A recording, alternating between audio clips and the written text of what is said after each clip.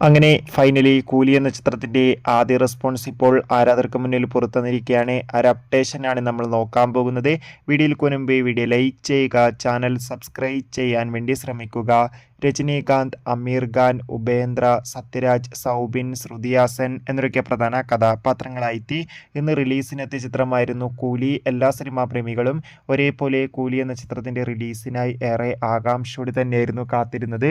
ചിത്രത്തിന്റെ ആദ്യ ഷോ രാവിലെ 6 മണിക്ക് തന്നെ കേരളത്തിലെ വിവിധ തിയേറ്ററുകളിൽ ആരംഭിച്ചിട്ടുണ്ടായിരുന്നു. ഇപ്പോൾ ചിത്രത്തിന്റെ ആദ്യ ഷോ കഴിയുമ്പോൾ തന്നെ ചിത്രത്തിന് അതിഗംഭീരമായ പോസിറ്റീവ് റെസ്പോൺസ് തന്നെയാണ് പുറത്തുവന്നുകൊണ്ടിരിക്കുന്നത്.